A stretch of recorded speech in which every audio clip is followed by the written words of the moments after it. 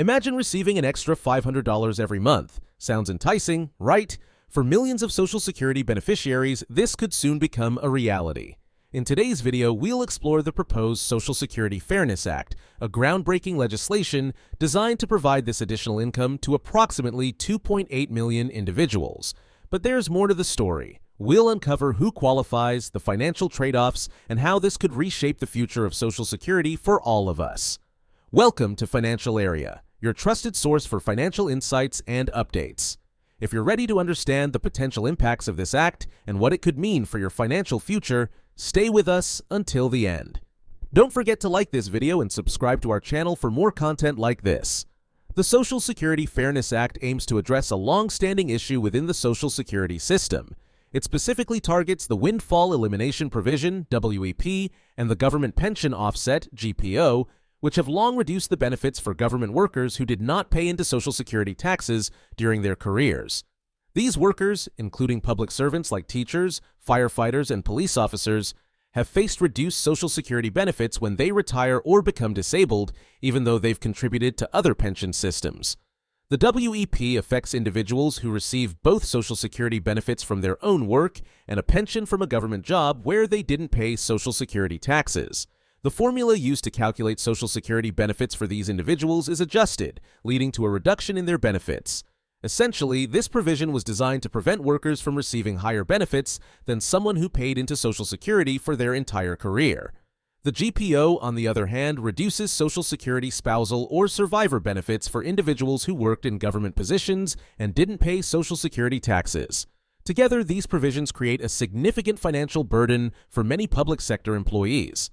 The Social Security Fairness Act would repeal both the WEP and GPO, allowing affected individuals to receive full Social Security benefits, thereby increasing their monthly checks. This change would benefit an estimated 2.8 million people who have spent their careers in public service jobs and were previously penalized by these provisions. These workers would finally see the financial reward for their contributions to their professions and their communities.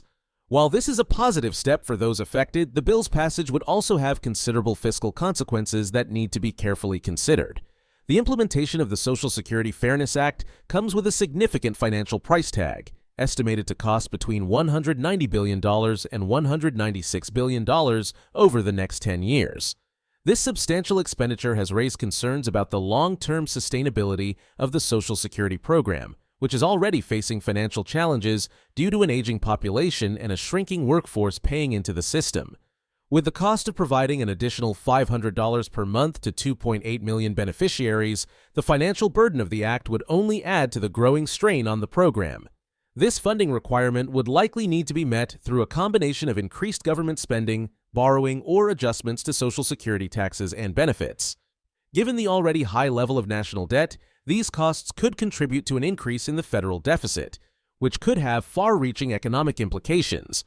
If the government does not secure additional revenue or make adjustments elsewhere in the budget, the funding for this expansion could place further pressure on the nation's finances, potentially leading to higher deficits and debt levels in the coming years. One of the most pressing concerns raised by the act is the potential impact on the Social Security Trust Fund, which is already on a path toward insolvency. With the estimated cost of the act, the insolvency date for the trust fund could be brought forward by about 6 months. Originally projected to face insolvency between 2033 and 2035, the trust fund could now be depleted by 2032 if the changes are enacted without additional reforms to the system. This could lead to reduced benefits for all Social Security recipients, as the fund's assets would no longer be sufficient to cover the full amount of promised benefits.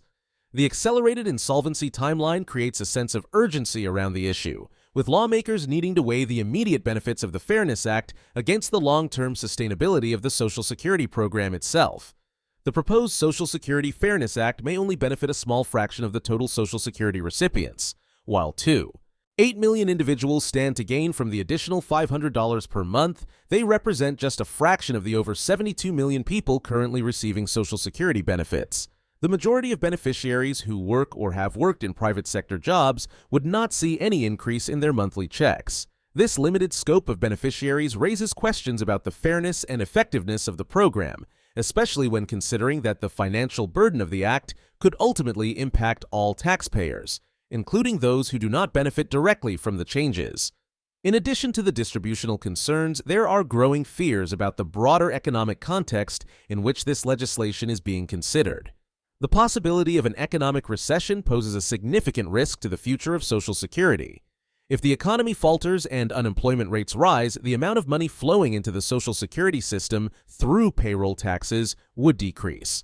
This could exacerbate the existing challenges facing the Social Security Trust Fund and potentially push it toward insolvency even sooner than projected.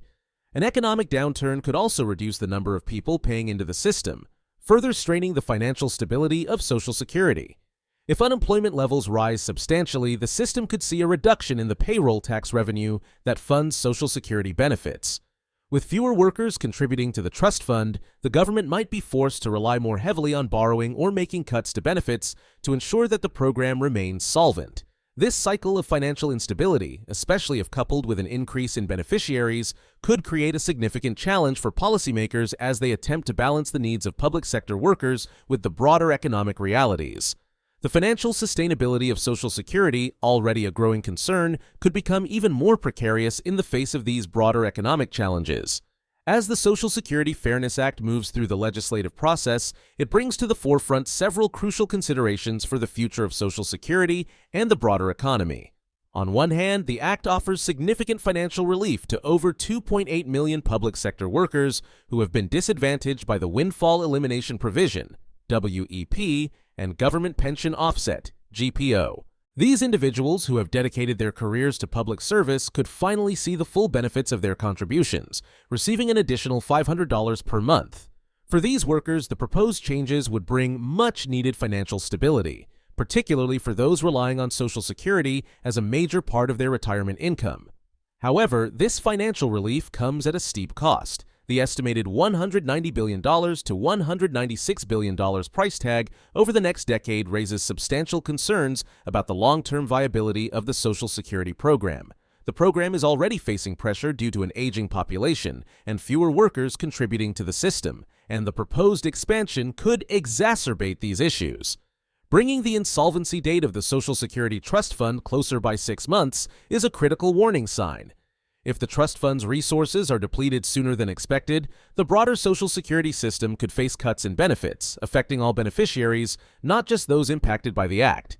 Moreover, the Act's limited scope, benefiting only a small fraction of the total Social Security recipients, raises questions about its overall fairness. While the focus on public sector workers is understandable, the vast majority of Social Security recipients, especially those from the private sector, will not benefit from the proposed increase.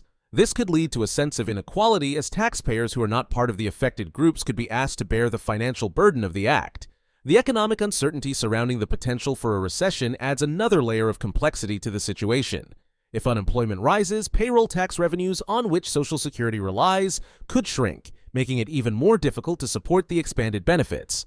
The broader economic context, particularly in a time of financial instability, will play a key role in determining whether the Social Security system can continue to meet its obligations without major reforms or cuts. In conclusion, while the Social Security Fairness Act may provide short-term relief to a targeted group of public sector workers, its long-term implications on the sustainability of Social Security, federal deficits, and economic stability cannot be ignored. Policymakers must carefully weigh these factors as they decide whether the benefits of the Act outweigh the financial challenges it could create for the future of the Social Security system.